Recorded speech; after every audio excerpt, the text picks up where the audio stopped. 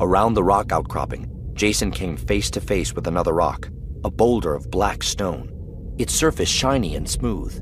It was unlike any other surface he'd seen while in these caverns, and it reeked of dark side energy. "A door," he said. Beside him, Brisha nodded. Jacen reached out to explore the barrier with his force-attuned senses. The stone seemed to be resting on a pivot of pure energy. The slightest exertion would swing it to one side, but the exertion had to be made through the force, through the dark side of the force. He shrugged, gestured, exerted himself minimally along dark paths. The boulder swung obediently to one side. There was darkness beyond. Brisha moved into the darkness, and Jacen followed her.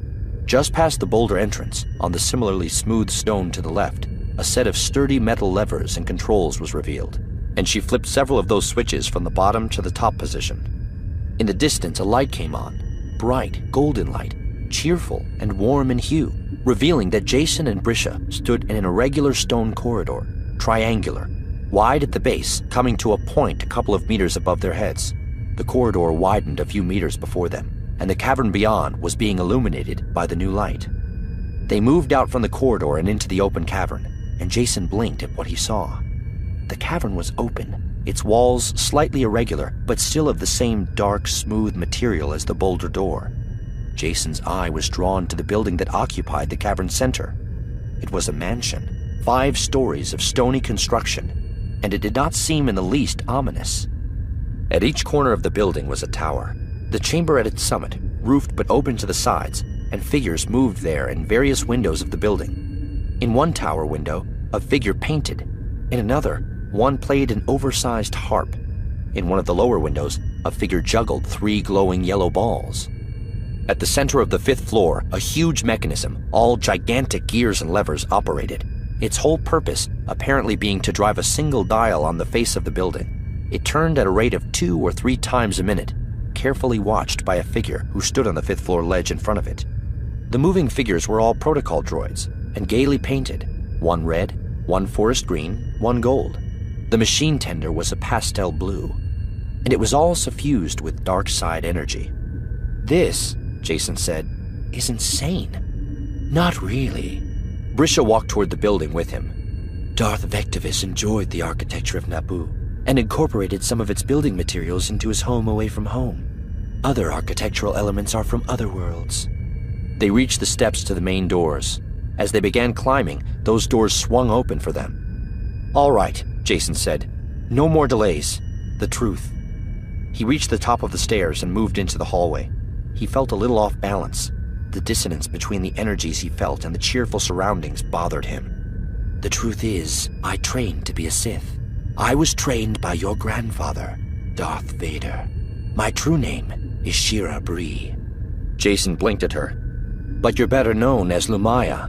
In his mind, he called up holographic images he'd been shown of the famous monster, the woman whose lower face was always concealed behind a tight-fitting veil, who always wore a triangular headdress, who carried a unique weapon, a light whip, as destructive as a lightsaber, but pliant and with greater reach. There was no place for this woman to carry one in the jumpsuit she now wore, but he did not deceive himself that she was unarmed. "I was raised on Coruscant, tapped for Imperial service, and when Luke Skywalker became a hero of the rebels, I joined them." "To kill him?" "No, to do worse, to discredit him. A ruined hero is much more devastating than a dead one. Once he was ruined as a rebel, I planned to draw him over to the Imperial side. But during a starfighter battle, he relied on the Force instead of transponder data to differentiate friend from foe and shot me down." "I'd heard that." "I lived, but it cost me. Cost me more than half of my body, in fact. My limbs, some of my organs." She looked down at herself. "Cybernetic replacements. And that's when Darth Vader took special interest in me, perhaps because of our similarities. Would you like to see the rest of the house?"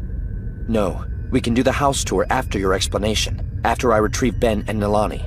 "So, Palpatine and Vader both die, and you have no chance to be educated enough to become the mistress of the Sith." "Oh, there you're wrong, Jacen." Lumiya shook her head, as if chiding him for his ignorance. "I never had any chance to become mistress of the Sith, no matter how much I learned." "Why not?" The Force is the energy of the living. You interact with it. It eddies and flows with your own living body. It's all right to have a mechanical part or two, an implant or replacement foot. But for true mastery in the Force, light side or dark side, you have to be mostly organic. I'm not. And so the greatest, the most significant powers I can never learn. Jacen frowned. Wait, that means that Darth Vader could never have become the Lord of the Sith, a true master. That's correct. I'm not sure he ever understood that. So that's what the trap is. Lumiya looked surprised. You didn't lure me here to kill me.